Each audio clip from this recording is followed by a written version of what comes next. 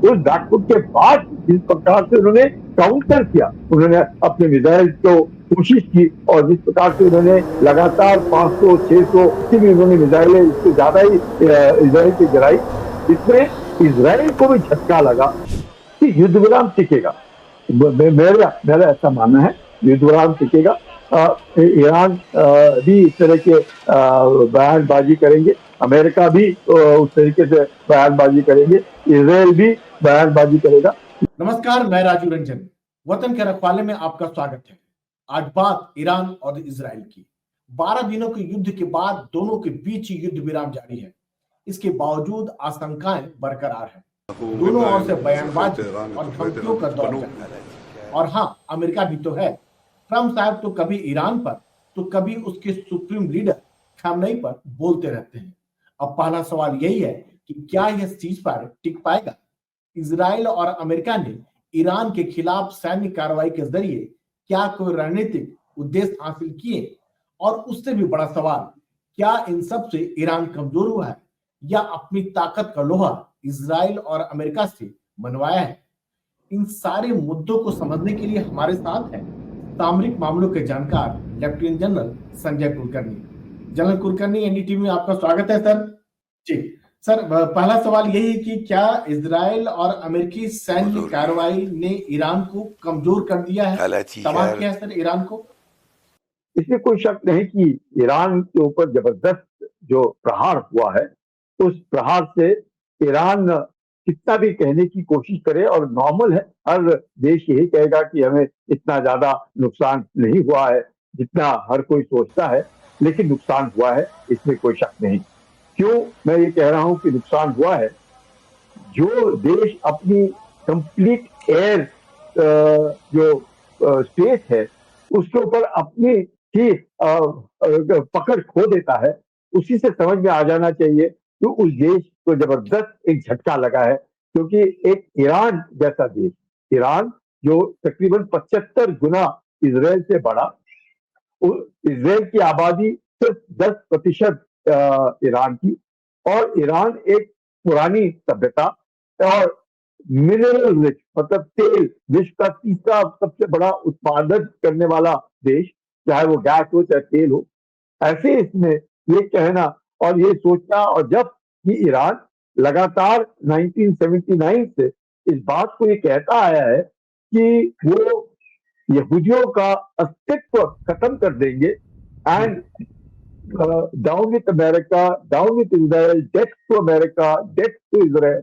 मकसद एक साफ था ईरान का कि यहूदी यानी इसराइल हमारे दुश्मन है, और अमेरिका जो है वो क्योंकि यहूदियों के साथ खड़ा है, वो भी हमारा दुश्मन है, और ये दोनों, ये इनको हम खत्म कर देंगे।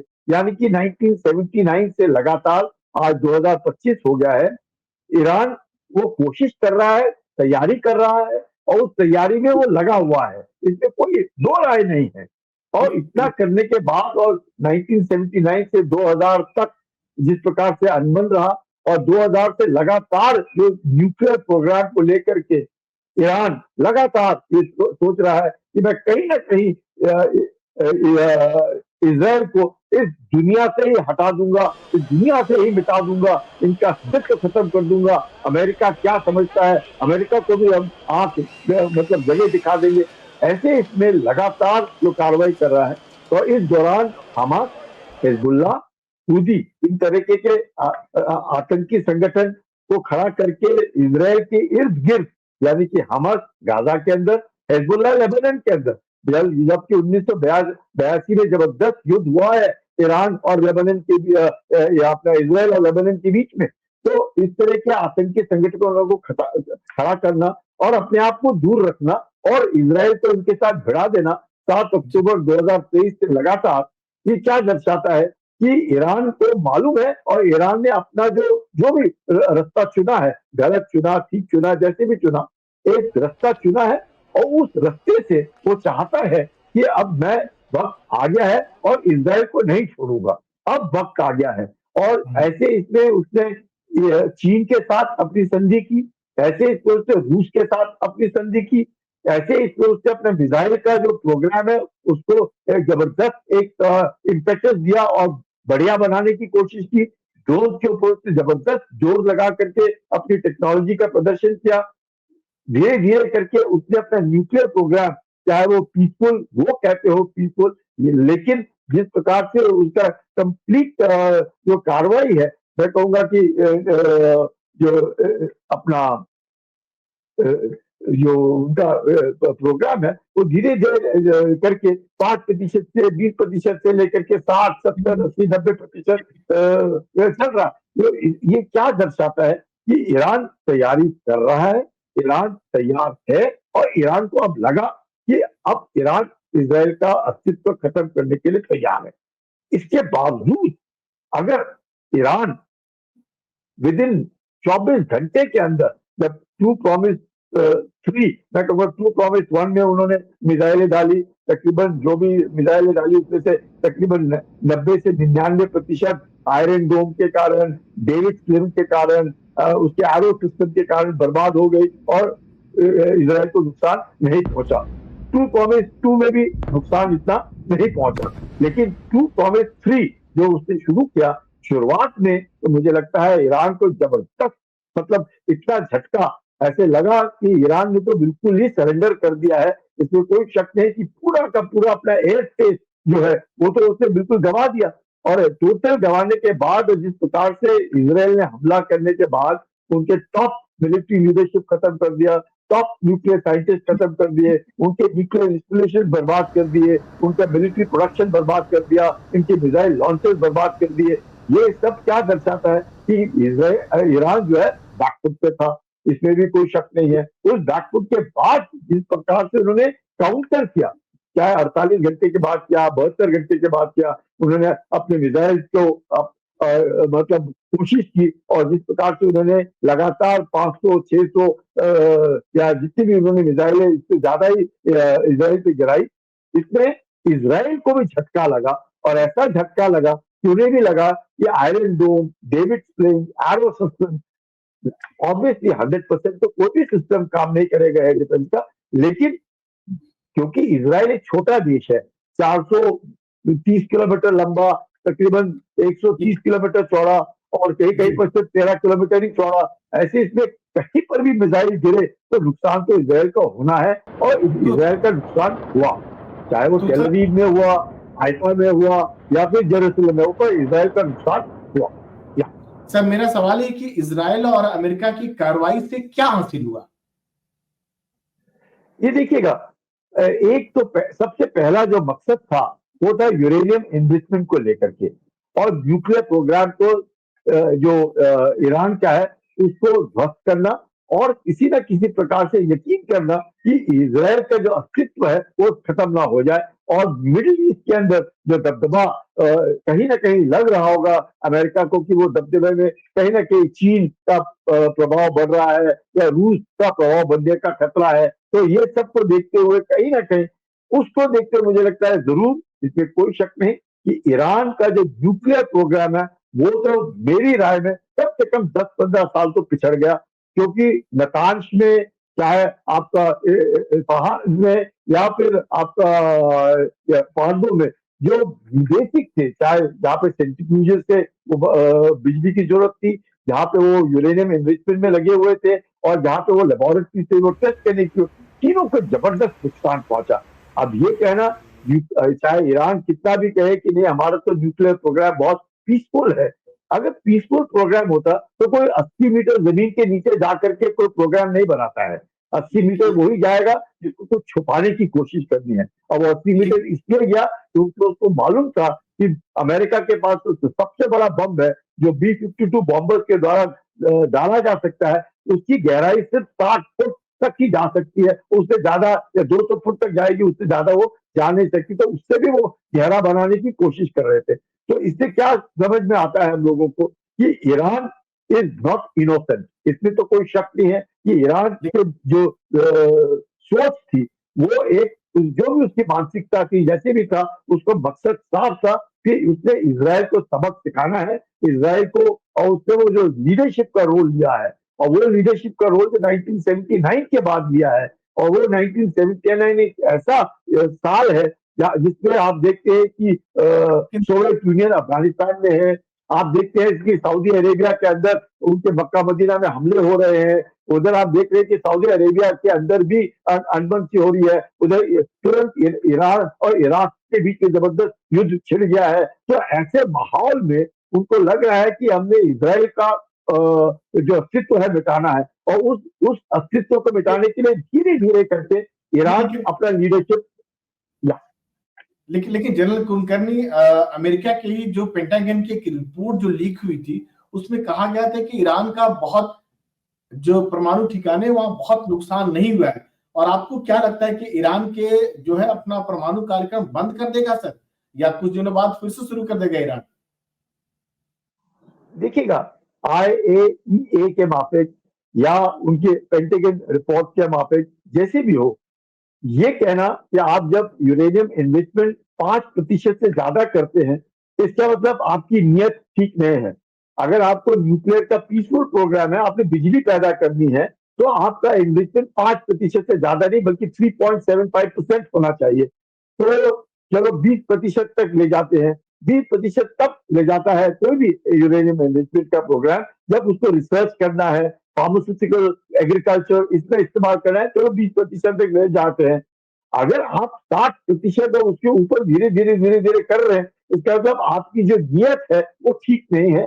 आप कुछ बोल कुछ और रहे हैं और कर कुछ और रहे हैं। और इसके लिए धीरे धीरे करके, चाहे ईरान एक पुरानी सभ्यता होने के कारण, या मैं कहूंगा कि चलो नॉर्थ कोरिया ने इसका इनको मदद नहीं की, रूस ने मदद नहीं की, चीन ने मदद नहीं की, अपने बलबूते के ऊपर उन्होंने सेंट्रीफ्यूज का इस्तेमाल किया, अपने बलबूते के ऊपर उन्होंने एनरिचमेंट और हेवी वाटर को न्यूक्लियर के इस्तेमाल करने की कोशिश की। लेकिन जैसे भी है, जो भी है, ईरान का मकसद न्यूक्लियर एनरिचमेंट फॉर वेपनाइजेशन था।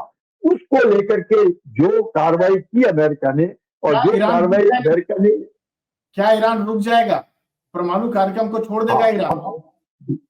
नो, सवाल ही नहीं पैदा होता कि ईरान इस तरह की कार्रवाई छोड़ देगा। ईरान कब छोड़ेगा? इराक के ऊपर जब अमेरिका ने हमला किया, हाँ, जब हम ऑपरेशन डेजर्ट स्टॉर्म बोलते हैं, उसमें इराक का नुकसान आपको सुन करके हैरानगी होगी। 92% इलेक्ट्रिसिटी प्रोडक्शन उन्होंने बर्बाद किया। 80% उन्होंने ऑयल प्रोडक्शन इराक का बर्बाद किया। उन्होंने लाखों सैनिक उनके मारे। इराक के पूरा फार्मास्यूटिकल इंडस्ट्री, हाईवेज, एयरपोर्ट, दुनिया भर की बर्बादी की। 120 अरब डॉलर का नुकसान पहुंचाया इराक को ऑपरेशन डेजर्ट स्टॉर्म में। आप समझ सकते हैं, जहां पे हम लोग बार बार ये बोल रहे हैं, खोदा पहाड़ और निकली चूहिया। बोलते हैं हम लोग इराक के मामले में कि इतना सब कुछ क्या क्या निकला, कुछ भी नहीं निकला, बल्कि वेपन फॉर मास डिस्ट्रक्शन तो थे नहीं, चलो केमिकल और बायोलॉजिकल थे। तो उस देश के उन्होंने इतना नुकसान पहुंचाया जहां पे खोदा पहाड़ निकली चूहिया। यहाँ तो खोदा पहाड़ निकली चूहिया नहीं, इस पहाड़ के नीचे तो है, ईरान के पास है। अब ईरान चाहे कहे या ना कहे, उस चूहिया को तो निकालेंगे। अगर ईरान किसी वक्त भी कुछ भी सोचता है कि हम उसको छुपा लेंगे, 400 किलोग्राम का यूरेनियम जो है उसको रूस में जाकर के छुपा देंगे, या कहीं चीन को जाकर के छुपा देंगे, या यहाँ रख देंगे, वहां रख देंगे, ईरान भूल जाए। ईरान इस तरह की हरकतें करने में नाकामयाब है। क्यों नाकामयाब है? दूसरा तो सवाल यह उठता है कि अगर इसमें नहीं कर सकता है, तो वेस्टर्न पावर रेजीम चेंज चाहते हैं। रेजीम चेंज करने में दिक्कत आएगी। दिक्कत इसलिए आएगी कि खामेनी साहब जो है, वो एक धीरे धीरे करके उन्होंने 1979 से खोमेनी, खतामी, खामेनी, जितने भी आयतोल्ला आए हैं, इन्होंने धीरे धीरे पकड़ जो है वो ईरान के ऊपर पकड़ जरूर रखी है। चाहे अंदरूनी हाँ। कुछ लोगों को लगता होगा, औरतों को लगता होगा, कोई जो बाहर अमेरिका में पढ़ते हैं उनको लगता होगा, लेकिन सवाल ये है कि ईरान के बीच में इतना आज तक ना कोई लीडरशिप का ऑल्टरनेटिव है, ना ही कोई ऐसा लीडरशिप है जो खामेनी से लीडरशिप ले सकता है। तो अगर नहीं है तो इस तरह के, तो ये तो मुश्किल है। या लेकिन जनरल कुलकर्णी, ये समझ में नहीं आ रहा है, जिस परमाणु हथियारों को लेकर आज हाहाकार मचा हुआ है, वो इजराइल के पास है तो ठीक है, लेकिन ईरान के पास है तो खतरनाक है। खतरा ऐसा क्यों? हाँ, ये बहुत बढ़िया सवाल पूछा राजीव जी।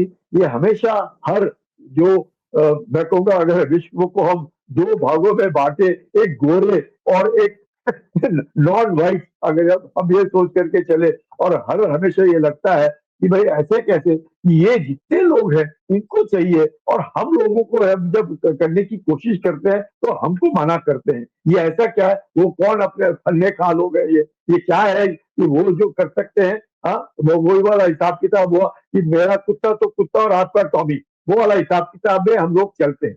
पर सवाल जी ऐसे नहीं है।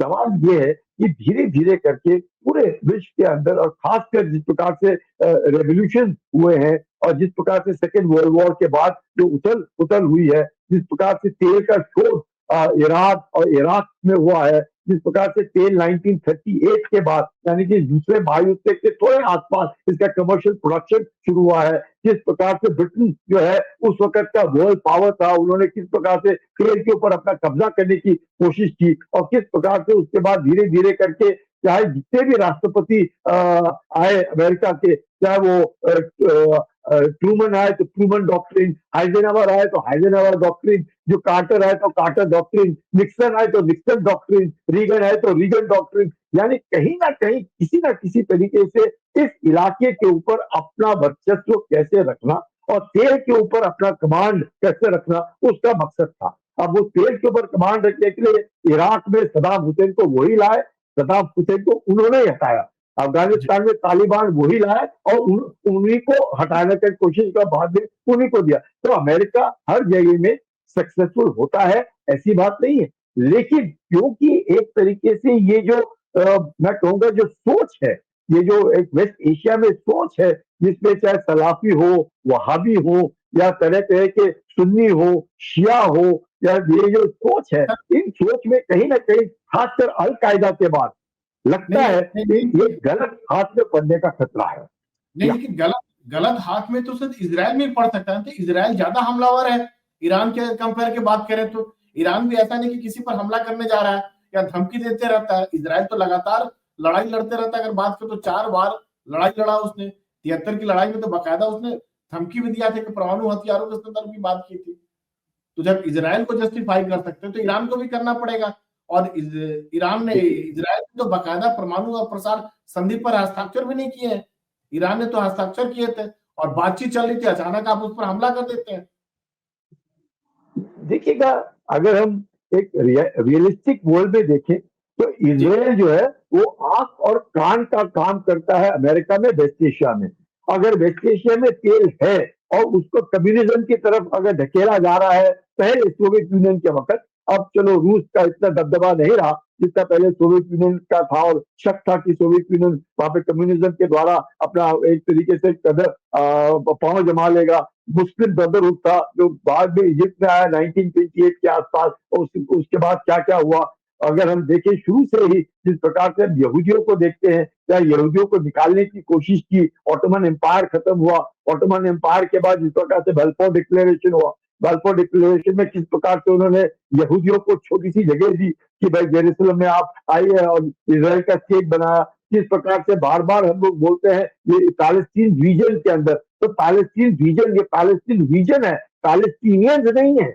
ये हम लोगों ने समझना है, पैलेस्टीन रीजन है, जी पैलेस्टीनियंस नहीं है। ये सब एक ही है, ये अरब हैं, ये सारे के सारे अरब हैं। कहाँ था सऊदी अरेबिया, कहाँ था लेबनान, कहाँ था सीरिया, कहाँ था जॉर्डन, कहाँ था इराक, ये देश कब बने हैं? ये तो बने ही ऑटोमन एम्पायर के गिरने के बाद है ना। तो बुजुर्ग किसने बनाए हैं? या तो फ्रांस ने बनाए या ब्रिटेन ने बनाए। Kaleciker तो अगर ये देश अलग अलग बने हैं और ve इन्होंने बनाए हैं, तो ये देश ये नहीं कह सकते Kavlemu कि ये देश उनके हैं। ये तो पहले तो Urusharabake साढ़े के साढ़े 400 साल से नीचे ऑटोमन Bokratanovic एम्पायर के नीचे थे, तो उस वक्त तो कुछ नहीं हुआ। उस Kavano ऑटोमन एम्पायर में भी तो ये यहूदी Moshaliani वही थे। जेरूसलम क्या कल तो नहीं बना है? अगर आप ये देखेंगे कि ईरान, मैं वहां कह रही, ईरान ने यहूदियों को बसाने के लिए किंग साइरस ने 590 BC, 590 BC, या 613 के बाद और 620 के बाद इस्लाम है। मैं कह रहा हूँ 590 BC में ईरान ने किंग साइरस के द्वारा, बेबुलोनियन एग्जाइल में ये यहूदी थे, उनको वहां से बुला करके दोबारा जेरूसलम में बसाया। किसने बताया? ईरान ने बताया। और किसी ने नहीं बताया, ईरान ने बताया। क्यों? ईरान पर्शियन है और ये अरब है, ये दोनों, इनका डीएनए अलग अलग है। एक एक का डीएनए पर्शियन, एक का डीएनए अरब, और तीसरे का डीएनए तुर्की। तुर्की भी अलग है, और तुर्की का रू एक 400 साल से उनका दबदबा और रूल था। तो ये जो मिक्स है ना, इसका हिस्ट्री समझने में हम लोग, और हम लोग कई बार बोलते हैं यहूदियों के पास क्यों हम बोलते हैं यहूदियों को क्यों दे रहे, हम क्यों नहीं इनको दे रहे, क्या ये रिस्पॉन्सिबल नहीं है? ये नहीं है रिस्पॉन्सिबल, ये मानने की बात है। मैं क्यों बोल रहा हूँ? पाकिस्तान ने इस्लामिक बम बनाया, क्या बनाया? इस्लामिक बम बनाया। पाकिस्तान ने क्या बोला कि हम घास खाएंगे, हम इस्लामिक बम बनाएंगे। क्या बोला जुल्फिकर भुट्टो ने? जुल्फिकर अली भुट्टो बोलता है हिंदू के पास हो सकता है, यहूदियों के पास हो सकता है, तो ये क्रिश्चियंस के पास हो सकता है, तो मुसलमानों के पास क्यों नहीं हो सकता? तो मैं इस्लामिक बम बनाऊंगा। और जब ईरान ने कहा पाकिस्तान हमारी मदद करेगा इस्लामिक बम में, क्योंकि तो पाकिस्तान ने क्या कहा? ना ना ना ना ना ना, हम तो नहीं देंगे, हमारे के हम आपको ईरान की मदद नहीं। क्या दर्शाता है कि ये इस्लामिक बम नहीं है, ये एंटी हिंदू बम है। मतलब पाकिस्तान बना रहा है भारत के बरखिलाफ, वो अब इस्लामिक तो एक बहाना था। तो ये जो सोच है और ये जो एक तरीके से गलत हाथों में पड़ने का खतरा है, इसमें कोई शक नहीं है। क्यों ईरान इतने सालों से, लगातार इतने सालों से हमस और हिजबुल्लाह को क्यों खड़ा किया? यहाँ पे नीचे यमन में हुजियों को क्यों खड़ा किया? हमस तो क्या है, वो तो सुन्नी है, ये तो शिया है। हिजबुल्लाह मान सकता हूँ शिया है, और वो तो दोनों अलग अलग है। मकसद एक ही था कि अगर फलस्तीनियों को, मैं बार बार शब्द को इस्तेमाल करने की कोशिश कर रहा हूँ, पैलेस्टीनियन और पैलेस्टीनियंस को, पैलेस्टीन अलग, पैलेस्टीनियंस की मदद के लिए कोई भी अरब देश नहीं आया। कहाँ गए 7,25,000 लोग 1948 में जो भाग गए? किधर है वो? सब कोई नहीं ले रहा। यानी कि जो वहां के भागे हुए लोग हैं, जो रेफ्यूजी हैं, वो तो सब जगह चले गए, और वो 7,25,000 रेफ्यूजी बन करके 20 लाख हो गए। कौन देखभाल कर रहा है? यूएन रेफ्यूजी, यूएन देखभाल कर रहा है। उसको पैसा कौन दे रहा है? यूनाइटेड स्टेट पैसा दे रहा है। तो ये जो एक तरीके से है, फलस्तीनियों को कोई भी लेने को, गाजा पट्टी किसकी थी? जो अभी ट्रंप ने कहा 12 डे वॉर, कहा ना, कोई शब्द उन्होंने इस्तेमाल किया, 12 डे वॉर। 6 डे वॉर क्या था?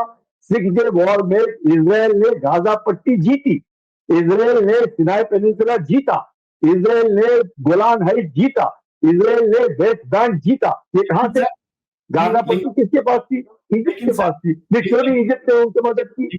लेकिन सर ये भी बड़ा सवाल है कि जिस तरह से इजराइल ने हमला किया था ईरान पर, यही सोच के कि हम तुरंत जीत जाएंगे, लेकिन जिस तरह की तबाही जो है ईरान ने खासतौर से मचाई, जो विजुअल कम से कम दिखा, अगर इजराइल की बात करें तो तेल अवीव में जो तबाही है, वीर शिवा जो जगह है वहां हाइफा में जो तबाही दिखा, कई हजार, आज एक रिपोर्ट पढ़ रहा था कि तकरीबन 35,000 से ज्यादा लोगों ने मुआवजे की मांग की है इजराइल में। तो उससे क्या लगता है कि ईरान तो पहले से, आप कह सकते हैं कि एक पहले से तो पाबंदी लगा हुआ है, इराक के साथ उसने 8-10 साल लड़ाई लड़ी है, पहले से वो दबा कुचला हुआ है स्टेट जिसको कह सकते हैं। लेकिन इजराइल को इतना तबाह करना, बर्बाद करना, तो ये तो बहुत बड़ी बात है। इससे लगता है कि ईरान कमजोर नहीं हुआ है, और जो लोग, जो सेंटिमेंट जो बाहर निकल गया है। जी इसमें राजीव जी कोई शक नहीं है कि सारा का सारा जो उम्मा है, इस्लामिक वर्ल्ड है, वो इकट्ठा हो गया है। जब कोई भी आपत्ति आती है तो ये शिया नहीं, सुन्नी नहीं, सलाफी नहीं, वहाबी नहीं, ये सब इकट्ठे हैं, ये सारे के सारे इकट्ठे हैं, इसमें भी कोई शक नहीं है। लेकिन सवाल ये है, कोई भी एयर डिफेंस सिस्टम, कोई भी एयर डिफेंस सिस्टम 100% नहीं हो सकता है। और अगर 100% नहीं हो सकता है, तकरीबन 99%, 90%, 95% उसको मदद करेगा। तो आपका डेविड स्लिंग है, आपका आयरन डोम है, आपका एरो सिस्टम है, उसने 400-500 मिसाइलों में से कम से 475 मिसाइलों का बर्बाद किया। 25 तो गिरी ना, अगर 25 गिरी है, और तो इसराइल कितना बड़ा देश है, 420-30 किलोमीटर लंबा और 135 किलोमीटर चौड़ा, कहीं कहीं पर 13 किलोमीटर चौड़ा। तो इतने छोटे से देश में इतनी आबादी, 10 मिलियन पीपल, 10 मिलियन पीपल इतनी सी आबादी में रह रहे, तो ईरान जो है कहीं पर भी गिराएगा, कहीं ना कहीं तो जाके गिरेगा, चाहे वो जेरूसलम में गिरे, चाहे हाइफा में गिरे, चाहे फिर वो अपना तेल अवीव में गिरे, वो तो गिरेगा, नुकसान तो होगा। इसराइल ने भी कभी नहीं सोचा होगा कि इतना नुकसान कर सकते हैं। क्योंकि इनके पास तो 5,000 मिसाइल है ना। इतने सालों से 1979 से लगातार इजराइल ने इनके जनरल मैगडगन करके कोई नाम है, मेरे को याद नहीं आ रहा, जिनको उन्होंने मारा इजराइल ने आज से 30 साल पहले। क्यों मारा? क्योंकि वो इंटर कॉन्टिनेंटल बैलिस्टिक मिसाइल बना रहा था।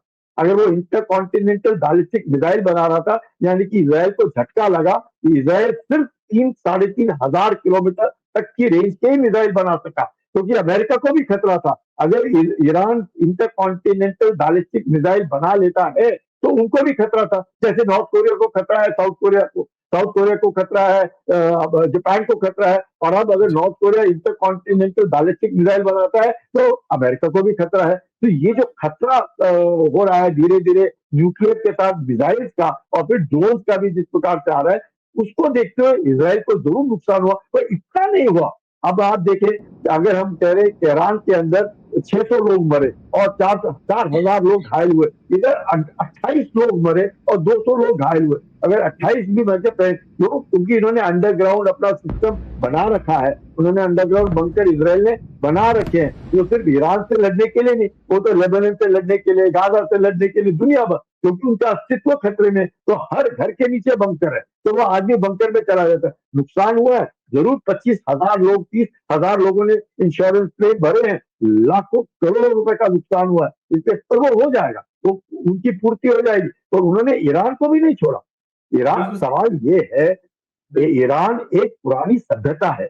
ईरान आजकल खड़ा हुआ देश नहीं है, 5,000 साल पुराना देश है। उसको भी मालूम है उससे क्या करना है, वो भी अलग थलग विश्व में पड़ा हुआ है। उससे भी चीन के साथ 400 अरब डॉलर की संधि की है कि तेल अब सस्ते में बेचेंगे, और वो तेल सस्ते में खरीद रहा है चीन वहां से। उससे भी संधि की है रूस से, 300 अरब डॉलर की संधि है गैस खरीदने के लिए। तो वो भी, उसके ऊपर भी सैंक्शन लगे हुए हैं, उसका भी बुरा हाल है। ऐसे नहीं है कि ईरान का सब कुछ अच्छा हो रहा है, वक्त लगेगा, पर लेकिन जो इनकी सोच है, एक सोच जो है, और आजकल जो इस्लामिक वर्ल्ड में जो सोच है कि हम सिर्फ वहां पे वो कहते हैं बार बार कि जो उनकी जो कुरान है वो इट्स लाइक अ कॉन्स्टिट्यूशन, और जो हदीस है लाइक डायरेक्टिव प्रिंसिपल, और जो शूरा है इससे something like the supreme court, जो मतलब हर एक कोई गलती होगी आप जाइएगा वो आपको बताएंगे ठीक है या गलत है। So it's a very different kind of environment, they expect everybody to follow that. अब बाकी नहीं करेंगे तो फिर या डेमोक्रेटिक वर्ल्ड या सेक्युलर वर्ल्ड, हम लोग जो अपना तरीका जीने का सोचते हैं, फ्री एंड ओपन वर्ल्ड, वो उससे क्लैश हो रहा है, और वो क्लैश होने के कारण हम देखते गलती हो सकती है, इसलिए। या तो सर क्या लगता है कि जो एक अस्थायी, जिसको फिलहाल कह सकते हैं, जो संघर्ष विराम हुआ है इजराइल और ईरान के बीच में, और अमेरिका भी रुका हुआ है, दोनों ओर से बयानबाजी चल रहा है, धमकी चल रहा है, क्या लगता है ये टिक पाएगा सर युद्ध विराम? युद्ध विराम टिकेगा, मेरा मेरा ऐसा मानना है, युद्ध विराम टिकेगा। ईरान भी इस तरह के बयानबाजी करेंगे, अमेरिका भी उस तरीके से बयानबाजी करेंगे, इसराइल भी बयानबाजी करेगा। लेकिन तेल को, जैसे मैंने कहा, 2-3 चीजें थी। एक कि तेल को लेकर के कि विश्व में तेल नहीं रुकेगा, तो वो तो स्ट्रेट ऑफ हॉर्मूज और इसको बंद करने का सवाल ही नहीं पैदा होता, कि उनको मालूम है ये तो बिल्कुल क्लियर हो गया। यानी कि तेल का जो नॉर्मल जो 25% स्टेट ऑफ हॉर्मूज से गुजरता है, 20% जो सुएज कैनाल से गुजरता है, वो तो गुजरता रहेगा। तो विश्व में तेल को लेकर के इस पर उथल पुथल नहीं है। जहाँ की न्यूक्लियर प्रोग्राम है उस पर जबरदस्त, मतलब कम से कम 15 साल में लगा लो कि ईरान पीछे चला गया। इस दौरान तो वो काफी कुछ कर लेंगे, अगले 2 साल के अंदर ही ईरान को क्या करना है। तीसरा जो उनको था तख्ता पलट में मुझे लगता है किसी ने भी ईरान के बीच में दखलंदाजी नहीं देनी चाहिए, क्योंकि वो ईरानियन का रहन सहन है, वो क्या चाहते हैं, वो किस तरह की सरकार चाहते हैं। मैं कहूंगा नहीं नहीं आपको ये नहीं चाहिए, वो चाहिए, मैं कौन हूं तो बोलने वाला उसको। तो सरकार जो है वो लोगों की होनी चाहिए, जैसा लोग चाहते हैं। चाहे वो कहे आपने दिन में 4 बार खाना है, आप 4 बार खाएं, अगर आपको पसंद है 1 बार खाना है, आप 1 बार खाएं। तो जैसे सरकार और लोग, वो उनके आपस की बात है। तो जहां तक तख्ता पलट की बात है वो गलत है, और वो मुझे नहीं लगता है, अपने आप हो गया बात अलग है, तो कोई दूसरा बाहर से आकर के तख्ता पलट न करने की काबिलियत रखता है आज की तारीख में, और ईरान सुदृढ़ हो गया है और मजबूत हो गया है, और मुझे नहीं लगता है कि तख्ता पलट ईरान में हो सकता है। चलिए सर, एनडीटीवी से बात करने के लिए बहुत बहुत धन्यवाद। ईरान और इजराइल से जुड़े मुद्दे को इतने बेहतर तरीके से समझाने के लिए धन्यवाद।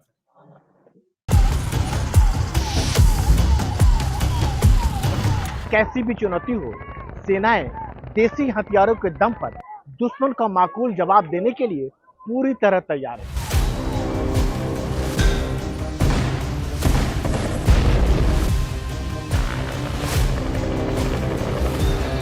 60 के दशक में जब इंडियन एयरफोर्स में मिग को शामिल किया गया तो पूरी दुनिया में इसके टक्कर के गिने चुने फाइटर प्लेन थे।